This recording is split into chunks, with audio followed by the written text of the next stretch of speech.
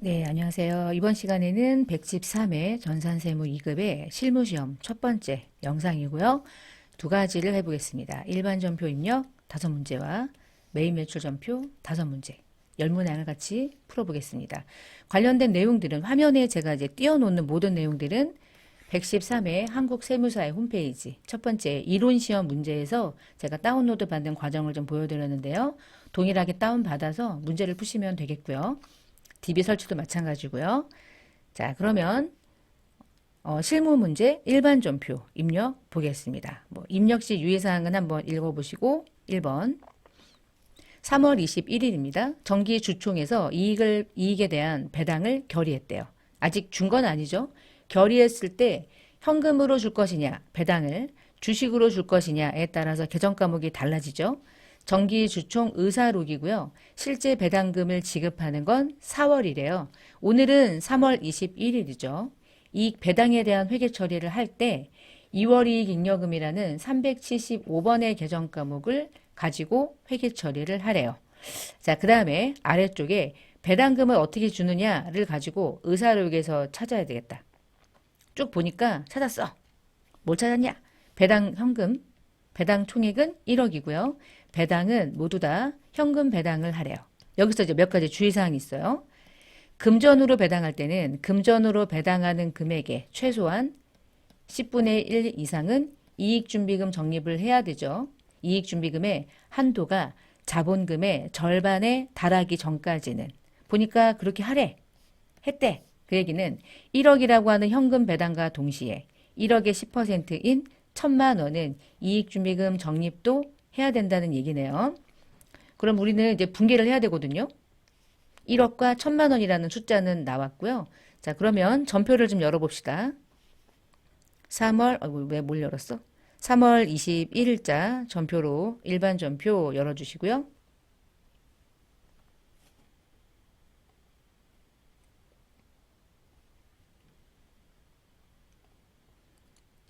날짜를 일단 열고 들어갈게요. 자, 그리고 문제에서 이제 얘기하는 게 요거야. 2월 이익잉여금이라는 개정 과목을 사용해서 처리하래요. 이게 3월 달에 정기 주총을 연 거잖아요. 그럼 여러분 잘 보시면 우리가 전년도에 결산해서 24년도 1월에 넘어온 이익잉여금에 사용할 수 있는 누적액은 전년도 BS에 있단 말이에요. 전년도 BS를 한번 열어봅시다. 사실은 전산회계 1급에서 우리가 공부했던 건데 전년도에 넘어온 이익잉여금의 누적액은 무슨 개정 과목으로 입력하도록 우리가 회계 1급 때 공부했냐면 2월 이익잉여금으로 입력한다. 근데 요 2월 이익잉여금이라는 개정 과목이 전년도 기말에는 무슨 잉여금으로 마감을 하죠? 미처분 이익잉여금으로 마감하죠. 프로그램 상에서. 사실은 미처분 이익잉여금이라는 개정 과목이나 2월 이익잉여금이라는 개정 과목이나 얘가 의미하는 것은 결국은 같아. 그러니까 이익잉여금이라는 5가지 구성, 네 가지 구성 요소 중에 이익준비금의 적립도 안 한 상태, 재무구조 개선이라는 기타 법정 적립금에도 적립하지 않은 상태, 그리고 우리가 알고 있는 기본적인 나머지 임의 적립금의 적립도 안 된 상태, 배당도 다 됐고 남아있는 상태가 미처분이고 그 미처분은 전년도 기말에 마감하는데 그게 1월 1일 기초로 넘어오면서 2월 이익 잉여금으로 바뀌죠. 그럼 보세요. 우리가 지금 3월에 내가 사용할 수 있는 잉여금 중에 일부를 사용할 때는 당연히 어느 계정 과목에 있는 돈을 쓰겠어요.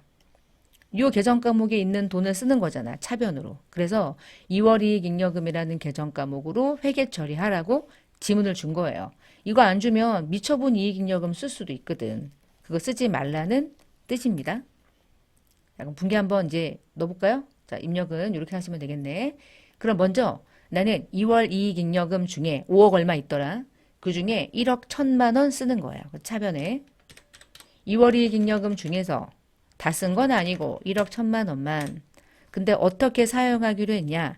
1억은 현금으로 배당금을 줄 건데 아직 주지 않았다. 미지급했다. 그래서 걔를 임시계정처럼 부채계정으로 사용하는데 그 부채계정의 이름이 요거죠. 미지급 배당금. 아이고, 미지급 배당금은 1억만 걸어놓고 1억은 현금으로 이후에 주겠죠. 나머지는요. 이익준비금이라고 하는 이익잉여금의 또 다른 법정 적립금에 적립하는 거죠. 그러니까 1,000만 원이라는 돈은 여전히 이익잉여금 계정에 있는 거고 1억이라는 돈은 현금 배당을 지급할 거고 아직 지급하지 않은 상태를 부채 계정으로 걸어놓는 거고 두 가지의 계정 과목. 요 회계 처리가 제가 볼 때는 거의 전산세무 2급 기출문제, 최근 기출문제 중에 많이 나오지 않았던 아주 오랜만에 나왔던 문제네요. 자, 그러면 넘어가서 문제는 한 페이지가 많았지만 별건 아니었습니다. 두 번째, 3월 28일자 남일 상사에게 외상매입금 1,550이 있다. 줄 돈이 있다. 이 얘기죠. 700은 보통예금으로 줬다. 나머지는 대표자가 개인적인 명의로 보통예금 계좌에서 이체해서 줬대요. 가수금으로 걸어놓으래요. 거래처는 133 걸으래요. 돈이 없나 봐요. 이런 거지 뭐. 회사가 외상매입금을 갚아야 해. 근데 우리는 700만 원밖에 돈이 없어. 돈이 없어서 대표자가 뭐라고 했냐면 알았어. 내가 일단 돈 얘한테 결제하기 위해 내 돈 가지고 갚을게. 회사야 나한테 돈 생기면 나한테 줘. 그러면 이 대표자가 개인적으로 가지고 있는 돈을 사용해서 회사가 회계 처리할 때는 대표이사가 등장하면 계정 과목이 두 개잖아요. 첫 번째가 대표이사가 부담해야 되는 걸 회사가 대신 냈을 때 돈이 나갈 때 돈이 나갔는데 알고 보니까 이거 대표이사 개인적으로 용도로 쓰는 거야. 그때 가지급금으로 처리했다가 나중에 정산하죠. 반대로요. 대표자가 회사가 돈이 없어서 대표자가 회사에 돈을 집어넣어. 그럴 때도 있어. 그럴 때는 임시계정 가수금 걸어놓습니다. 아, 요것도 참 많이 나오지 않는 유형인데 나왔네요. 가수금은요. 누군가로부터 돈을 받았는데 누가 넣었는지 모를 때 거는 경우가 많죠. 그런데 가수금은 둘 중에 하나야. 누가 넣었는지 몰라서 걸 때. 두 번째는 개인적인 대표이사가 회사의 자금이 부족해서 개인 돈 넣어놨다가 나중에 대표이사에게 갚을 돈도 가수금 이렇게 처리했다가 만약에 대표자라고 하는 거래처로 가지급금도 있고 가수금도 있으면 1년 마감하는 시점에 어떻게 가냐. 가수금과 가지급금을 상계해요. 상계하고 남아있는 것만 남겨놔요. 그게 대표이사랑 관련되는 계정 과목 두 개 중에 하나가 되겠고 지금은 가수금이 등장한 거예요. 그러니까 이 문제는요. 이렇게 생각하시면 돼. 1,550만 원 갚아야 되는데 700은 돈이 있어. 그럼 나머지 부족한 금액이 850이잖아. 그럼 850 무슨 돈으로 갚어? 대표이사가 전화 온 거죠. 내가 회사한테 돈 줄게. 가죽은 걸어놔. 850만 원을 회사가 대표이사로부터 받아요. 받아서 결제한 거야. 그러니까 현금 받아서 현금이 나가는 분계를 한 큐에 가수금으로 떠는 거죠. 자, 그럼 이렇게 한다는 뜻입니다. 결론은 나는 외상매입금 남의 상사에게 갚을 돈 일단 갚았다.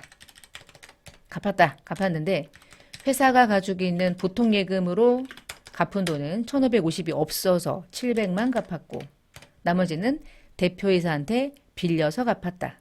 근데 대표이사가 회사에게 빌려주는 돈을 기본적으로는 나는 대표이사에게 빌렸으니까 차입금 걸어야지.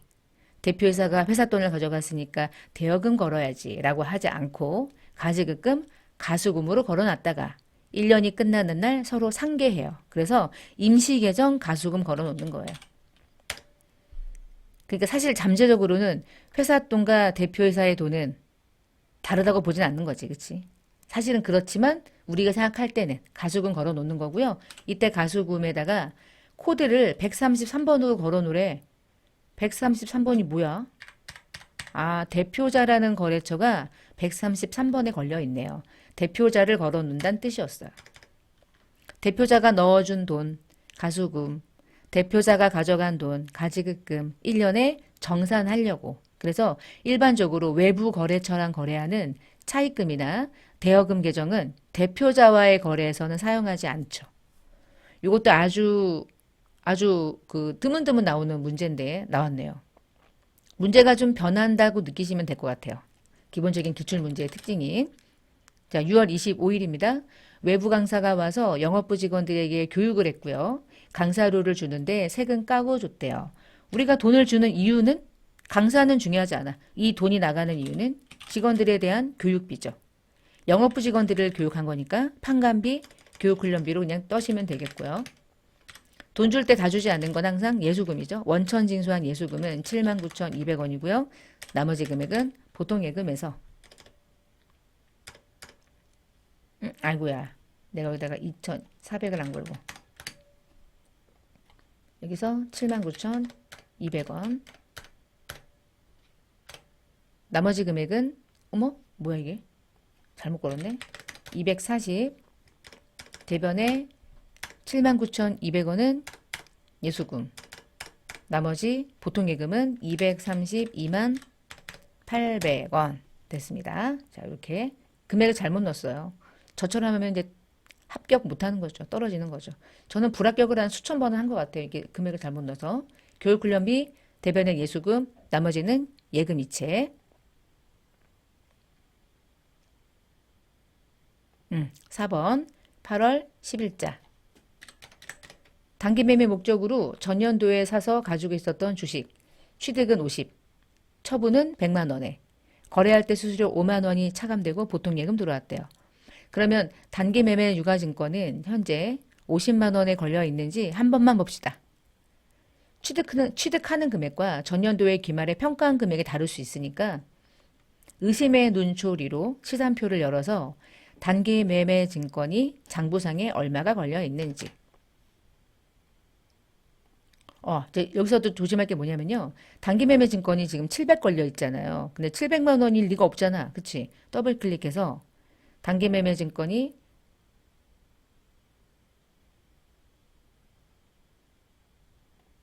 들어가서 확인했어. 그랬더니 뭐야? 700이라고? 700일 리가 없잖아. 연홍의 주식은 50이래매. 근데 취득한 금액과 전년도 기말에 평가한 금액이 50만 원이 아닐까봐 들어왔는데 혼란에 빠졌어. 자, 그러면 다시 어디로 가냐? 불안하네. 그러면 거래처 원장으로 들어가서요. 단기매매 증권을 거래처 모든 거래처를 열어서 한번 보는 거예요. 괜히 들어와서 헷갈렸는데 결국은 맞긴 했어. 단기매매 증권은 여러분 거래처를 원래 안 걸죠. 시험 볼 땐. 근데 들어가 보니까 700인 이유를 확인한 거야. SJ 건은 650이고요. 연홍 건 50이 맞아요. 그러니까 연홍의 주식 50만 원짜리가 처분되는 거니까 대변으로 단기매매 증권이 50만 원이 처분되도록 장부가액이 50이 오는 건 맞는데 두 개 주식이 존재했다는 거죠. 그럼 여기서 질문은 단기매매 증권은 거래처 코드를 입력해야 되나요? 물어보면 아니요. 할 필요는 없는데 50이 맞는지를 한번 눈으로 확인하려고 들어온 거예요. 저처럼 여러분 많은 이렇게 의심을 가지고 해도 좋은데 의심하지 않고 그냥 50만 원으로 분개하시면 되는데 제가 왜 이거를 50만 원인지 아닌지를 확인했던 이유를 아시겠죠? 전년도에 취득을 하면 전년도 기말에 평가하고 넘기잖아. 취득은 50이지만 기말에 장부가액이 50이 아닐 수가 있잖아. 그래서 의심하려고 한번 들어왔는데 50이고 평가 안 했나 봐. 50이 50이야. 그러면 이제 끝났어. 그럼 분개하러 갑시다. 자, 먼저 대변으로 단기매매 증권은 거래처 걸 거예요, 안 걸 거예요? 물어봐요. 걸어도 그만, 안 걸어도 그만. 이유는 걸려 있었잖아? 그럼 걸어. 근데 안 걸어도 돼. 단기매매 증권은 채권 채무 계정이 아니기 때문에 채권 채무 아니잖아.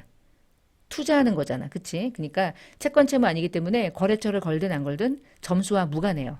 걸어도 되고 안 걸어도 돼요. 일단 저는 걸었어요. 그리고 돈이 들어온 걸 먼저 거는데요. 보통 예금으로 실제로는 50이 들어오진 않았고 원래 100이 들어왔어. 근데 100만 원 들어올 때 5만 원 차감되고 들어왔어. 그러면 결국에 보통 예금에 들어온 돈은 95만 원이고 우리는 단기매매증권이라는 유가증권을 처분해서 50 벌었다가 5만 원의 수수료 비용을 부담했기 때문에 결국은 45만 원 벌어 먹은 거죠. 아이고 잘못 걸었네. 단기매매증권 처분이익으로 45만 원 벌어 먹었죠. 왔다리 갔다리 상관없죠. 하나의 전표고 차례만 맞으면 돼요. 이렇게 해서 이제 분개 과정을 좀 봤습니다. 자, 일반 전표 마지막 문제입니다. 9월 5일자. 제품 생산에 투입하기 위해서 원재료로 가지고 있었던 미가공 식료품을 수재민 도와주기 위해서 기부했습니다. 이 미가공 식료품이라고 하는 게 우리 회사의 원재료가 토마토인가 보지 뭐. 예를 들어 우리는 토마토를 가지고 토마토 통조림을 만드는 회사라고 그냥 순간 머릿속으로 생각해요. 토마토가 우리 회사에게는 개정 과목의 원재료입니다. 근데 기부했대요. 그러면 부가세를 과세하거나 그럴 필요는 없죠? 간주 공급으로 보진 않아요. 단 취득원가랑 시가 중에 무슨 금액으로 분개합니까? 취득원가. 원재료 줍고 기부한 걸로 가는 거죠. 그다음에 시가는 필요 없고요. 원재료가 대변으로 오고요. 이때 원재료 대변에 올 때 적요상 반드시 걸어줘야 되는 기능키 8번이죠. 타개정 대체. 제품을 제조하지 않고 다른 용도로 사용했을 때 거는 거. 타개정 대체. 그리고 원가 줍고 시가 필요 없습니다. 차변에 기부금으로 기부금이 933이 아닌가. 953이었구나. 아직도 기부금을 못 외웠네. 자, 200만 원 기부금. 대변에 원재료 8번 타개정 대체. 해서 일반 전표 끝. 시가 필요 없죠? 시가는 부가세 과세 거래로 이해할 때, 간주 공급으로 부가세를 때릴 때, 그때는 시가 중심의 과표가 10%를 과세하기 위한 과표가 돼서 그땐 중요하죠. 자, 그러면 일반 전표가 끝이 나서 메인 매출로 갑니다. 메인 매출 1번 문제 7월 17일자 열어주시고 문제 보시면 비사업자 중에 누군가에게 제품 팔아먹고 현금으로 돈 받았고 현금 영수증 발행했대요. 부가세가 있어요. 현가 매출이죠. 좀 줄이고 자 7월 17일자 매출의 유형은 매출 중에 현가 매출. 현가 매출은 22번입니다. 22번 현가 매출. 현금 영수증 과세 매출은 부가세를 포함해서 52만 8천 원을 입력하면 알아서 금액이 쪼개지죠. 48 그리고 48. 자, 판매한 거래처는 상대방 추미랑이래요. 전자 아니죠? 자, 분계는 현금 걸어서 분계 마무리해도 되고 혼합을 걸어서 매출까지 그대로 설정한 다음에 차변에 현금이라는 계정 과목을 여러분이 입력을 하셔도 되고 분계만 맞으면 됩니다. 자, 7월 28일자 문제요. 뒤에 뭐 있나? 없어요. 문제만. 비사업자인 개인에게 영업부 사무실에서 사용하던 에어컨 원가는 250, 누계액은 150. 그러면 이 비품은 에어컨이 비품이잖아. 그럼 에어컨이라고 보지 말고 얼른 계정 과목을 머리에서 바꿔요. 비품. 비품이 원가가 250이고 누계액이 150이면 현재 장부가액은 100이죠. 100만 원보다 비싸게 팔아먹으면 이익이고 100만 원보다 적게 팔아먹으면 손실이죠. 근데 부가세를 포함해서 110이래. 그럼 먼저 생각할 건 부가세가 아닌 금액이 얼마입니까? 100이죠. 와, 100만 원의 장부가액을 딱 100만 원에 팔았네요. 부가세는 내가 돈 버는 거 아니잖아. 그럼 이 문제에서 핵심 처분손익 없음. 처분손익 없죠? 팔고요. 보통예금으로 돈 받았대요. 중요한 거. 별도의 세금 계산서나 현금 영수증 없대요. 거래처 입력도 안 한대요. 이게 뭐야? 그럼 여러분 이거 매일 매출에 분개하라는 거야 말라는 거야? 근데 하래. 두 번째, 부가세가 있대. 매출 한 거래. 세액 있으니까 매출세액 신고 납부해야 돼. 근데 중요한 건 아무런 증빙이 없어. 이럴 때 얘가 반드시 신고해야 한다면 사실 이거 회사라면 신고 안 한다. 신고 안 하고 어떻게든지 이거를 부가세를 신고 안 하고 조용히 먹고 싶겠지. 그러나 우리는 시험이기 때문에 부가세는 신고해야 되겠는데 증빙이 없어. 팔았으니까 매출이야. 그래서 거는 유형이 이게 건별이구나. 야, 이거 건별로 문제를 냈네요. 113에 제가 이제 문제를 풀면서 느끼는 거. 여러분 저도 이거 처음 풀어요. 제가 이거를 막 10번 풀고 그런 게 아니야. 이제 영상을 촬영하는 데 있어서 시간이 많이 걸리기 때문에 먼저 풀고 또 풀고 이럴 수는 없거든요. 저도 이거 처음 봅니다. 와, 재밌네. 건별 매출이네. 그럼 여러분 여기서 어떻게 됐을까? 합격률이 궁금하네. 113의 합격률이 나중에 나왔을 때 이게 영향을 미치지 않았을까? 잘했으면 상관없는데. 여러분 대부분 비품을 매각하는 문제가 나오면 세금 계산서를 발행하거나 신용카드를 발행하거나 현금 영수증을 발행하죠. 근데 얘는 발행을 안 했대. 근데 신고하겠대. 관할 세무서 입장에서 보면 땡큐죠. 누락하지 않는다는 거니까. 거기다가 처분 손익도 없어. 그치? 자, 그럼 위에다가 어떻게 넣어요? 110만 원은 부가세가 포함이니까 머릿속에서 얘는 나눠야지. 그치? 근데 나눠? 건별인데? 자, 누구 넣어볼까? 그러면 100만 원과 부가세 10만 원 자동으로 쪼개지죠? 와, 거기다가 거래처 없어. 없는 거야. 거래처가 없어요. 빈칸. 그리고 분계는 혼합이에요. 자, 이제부터 우리가 해야 될 일은 매출 아니지. 비품 대변에 가면서 누계액이 차변으로 왔다리 갔다리 하는 유형자산 처분 분계해야죠. 자, 그럼 대변에 비품을 죽이는데 비품은 100만 원이 아닌 취득원가 250이 죽고 차변에 비품의 누계액이 같이 죽죠. 비품의 누계액은 150입니다. 자, 그리고요. 차변에 얼마 받았는지 봤더니 부가세를 포함해서 110에 팔아먹었고 110만 원이 보통예금에 들어왔대요. 자, 이 문제는 110만 원 돈 받은 걸로 끝이에요. 처분 손익이 없어. 부가세 10만 원은 내가 버는 돈이 아니기 때문에 부채. 250과 150의 차이는 100만 원. 100만 원만 받으면 끝나는데 부가세를 같이 받을 뿐. 처분 손익이 없는 문제. 거기다가 징빙이 없어. 건별이야. 거래처도 없어. 와, 이거 신선하네. 이 문제를 누가 냈을까? 골몰이 고민하다가 야, 이런 식의 문제도 내보자 라고 해서 낸 문제네요. 자, 이렇게 푸시면 되겠습니다. 자, 그러면 이제 3번으로 가볼게요. 8월 28일자. 딱 보니까 수입 세금 계산서고요. 내가 수입한 건 원재료예요. 원재료를 수입하는 것은 부가세 매입세 공제받는 거 전혀 문제 없고 이랬을 때 거는 8월 28일에 유형이 수입이죠. 수입은 수입세금 계산서인데 수입세금 계산서의 부가가치세가 공제가 될 때 거는 게 수입이죠. 수입 것이고 그냥 원재료라고 간단하게 쓰시고요. 금액이 지금 보니까 540만 원에 54만 원이네요. 거래처는 상대방 거래처는 해외 거래처가 아니죠. 인천세관이 발행한 거죠. 인천세관 걸어주시고 전자죠. 그리고 분계는 현금으로 납부했으니까 현금으로 하셔도 되고 혼합을 걸어서 분계를 마무리해도 되고 자, 부가가치세 대급금 공제되니까 차변에 54만 원 부가세만 분계되는 게 맞고요. 대변에 현금 54만 원 내는 걸로 끝. 540만 원은 얘하고 거래할 일이지 세관장에게 내가 540만 원을 줄 필요가 없기 때문에 분계는 할 필요가 없으니 프로그램이 수입이라는 이 매입의 유형을 입력하면 분계할 필요가 없는 540만 원은 분계가 되지 않는 거야, 자동으로. 그 기능이 수입이죠. 자, 9월 2일자 봅시다. 사내 행사 위에서 영업부 직원들에게 과자를 사가지고 먹였대요. 카드로 결제했대요. 본요생비니까 매입세 공제되고 부가세 구분기재 돼 있죠. 거기다가 과자 나라가 누군지 모르지만 PC카드로 결제한 이 문제를 매입 매출 전표에 냈다는 얘기는 매입세 공제가 된다는 걸 대전제로 하고 내는 거야. 기본적으로 57번 카과 거시면 되겠고요. 다가루고요. 부가세가 포함된 채로 금액을 입력하면 알아서 쪼개지죠. 거래처는 과자 나라. 아, 나도 영상 촬영하고 과자 먹어야겠다. 과자 먹고 싶다. 그 다음에 카드는 법인 PC카드. 법인 PC카드. PC카드네. PC카드. 짠.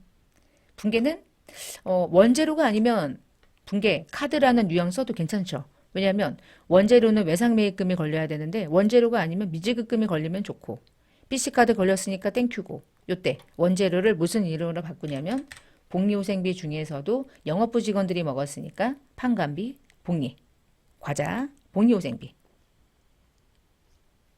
증빙 예쁘네요. 자, 5번 문제 9월 11일자 공장에서 사용할 목적으로 4월 2일 5달 전 오성기계와 체결했던 기계장치 공급 계약에 따라서 오늘 드디어 로봇이 만들어져 가지고요. 로봇이 들어왔대요. 시험 가동을 완료했대요. 나머지 잔금은 보통예금에서 뒀대요. 전자세금 계산서 받았대요. 자, 아래 보니까 고압제트 절단 로봇에 대해서 만들어주세요 라고 했고요. 전체 위 공급 계약의 총 계약 금액은 부가세 포함해서 2,200. 근데 200은 계약할 때 나머지 2천만 원은 나중에 인도될 때. 전체 이 로봇에 대한 가액은 2천만 원에 부가세가 200이래요. 그러면은 세금 계산서를 받은 과세 매입인데 먼저 계약금 준 게 있대요. 계약금 먼저 준 거 그거를 좀 찾아봅시다. 선급금으로 걸어놨을 텐데 그게 정말 선급금으로 걸려 있는지를 확인하려면 어디로 가야 되냐? 그냥 간단하게 가려면 시산표를 띄워서 그냥 땡땡 조회하신 다음에 선급금에다가 커서를 갖다 놓고 더블 클릭 하시고 오성기계 맞죠? 해당 거래처가. 자, 오성기계랑 주고받은 계약금이 4월 2일에 200 나간 게 있었어. 거래처 걸어놨고. 이것만 확인하면 되니까. 자, 그럼 별 어려운 거는 아니네요. 자, 먼저 할 일은 9월 11일자에 세금 계산서를 받은 부가세가 있는 매입세액이 공제가 되는 기계를 산 거죠, 결국에. 그러면 51번 과세 매입. 이 로봇이 결국은 우리 회사에 뭐겠어요? 기계지 뭐. 로봇이 기계지 뭐야. 움직인다고 기계가 아닌 건 아니잖아. 공급가액은 2,000, 부가세가 200. 상대는 오성기계. 전자 받았고요. 분계는 혼합을 겁니다. 자, 얘는요. 기계장치라는 자산으로 인식을 하시면 되겠고요. 기계장치. 엄마? 어디 갔대? 자, 기계장치. 자, 그 다음에 대변에요. 선급금으로 먼저 지급했던 거 상계할 금액은 200. 나머지는 오늘 보통예금으로 잔금 2천만 원 지급. 있죠? 나머지 잔금은 보통예금에서 지급. 증빙 하나로 문제 한 페이지가 한 문제네. 문제 한 페이지가 한 문제인데 별건 아니었어요. 로봇은 우리 회사가 기계장치라고 인식할 계정이었습니다. 자, 메인 매출 전표 5번 문제까지 해서 일반 전표 5문제, 메인 매출 5문제, 5문제, 5문제, 10문항을 이번 시간에 같이 풀어봤습니다. 자, 마치고요. 다음 시간 이어서 부가세 신고, 결산 문제 등등 연결해서 학습하시면 되겠습니다. 감사합니다.